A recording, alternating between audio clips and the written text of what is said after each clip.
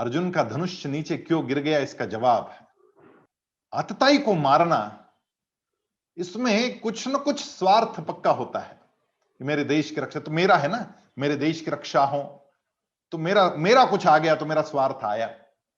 और जहां पर मेरा आया, जहां पर अहम आया, वहां पर अर्थशास्त्र आया। ऐसी व्याख्या है कि जहां पर स्वार्थ मूलक क्रिया होती है, स्वार्थ है तो अर्थ है, वो अर्थशास्त्र हुआ।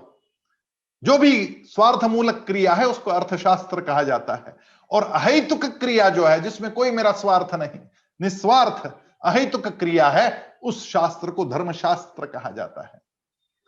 अर्थशास्त्र में और धर्मशास्त्र में झगड़ा है।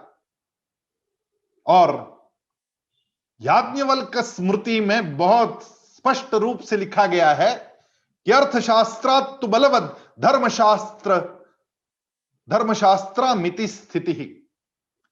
जब अर्थशास्त्र और धर्मशास्त्र में झगड़ा हो जाए तो अर्थशास्त्र को दूर करके धर्मशास्त्र को ऊपर उठाना चाहिए कि धर्मशास्त्र जो है वो बलवद है, वो बड़ा है। और यहां पर इन लोगों को मारने के पीछे कहीं ना कहीं राज्य की उपभोग की, सुख की आकांक्षा थी।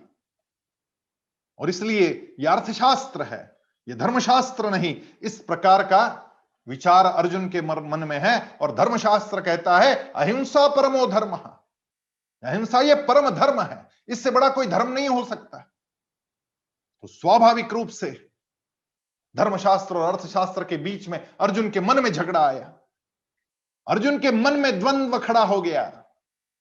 वो द्वंद्व दो धर्मों के बीच में है, परिवार धर्म और छात्र धर्म के बीच में ये द्वंद्व खड़ा हो गया। जब दो धर्मों के बीच में द्वंद्व खड़ा होता है तो उत्तर बड़ा मुश्किल होता है। धर्म में और अधर्म में युद्ध है तो फिर तो बड़ा आसान है जवाब, धर्म के साथ चलो, अधर्म को छोड़ दो।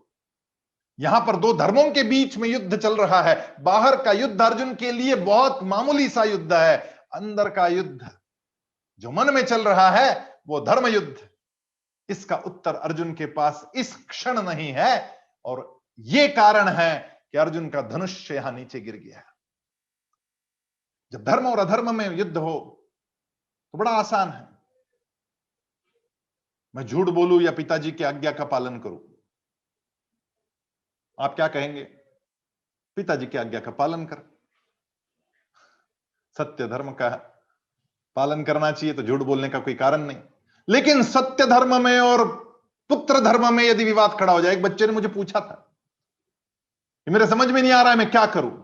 मैंने पूछा क्या हो गया? बोले आज एक फोन आया था मेरे पिताजी के लिए, वो कह रहे थे तुम्हारे पापा है क्या? तो मैंने पापा की तरफ देखा, उनसे कहा कि फलाने आदमी का फोन है। उन्होंने मुझे कह दिया कि उसको बोल दो मैं नहीं हूं। अब मैं नहीं हूं कहता हूं तो मैं झूठ कहता हूं, और मैं है कहता हूं कि पिताजी है घर में, तो पिताजी ने जो मुझे आज्ञा दी वो मेरे पुत्र धर्म का मैं पालन नहीं करता हूं। अब मैं क्या करूं? बड़ा मुश्किल सवाल हो गया मेरे लिए कि मैं करूं तो क्या करूं। आपने कल मुझे सच बताने की हरिश्चंद्र राजा की कहानी सुनाई, सत्यवचनी हरिश्चंद्र। तो मैं सत्यवचनी होना चाहता था, लेकिन मेरे पिताजी ने मुझे झूठ बोलने को कहा।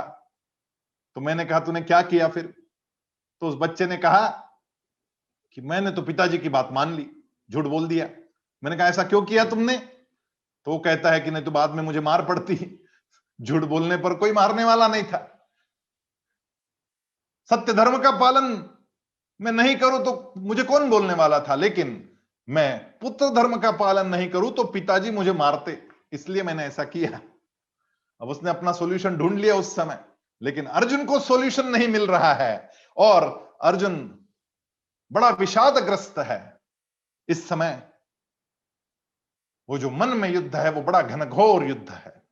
बाहर के युद्ध से अंदर का युद्ध घनघोर हो गया और ये कारण है कि अर्जुन का गांडीव नीचे गिर गया।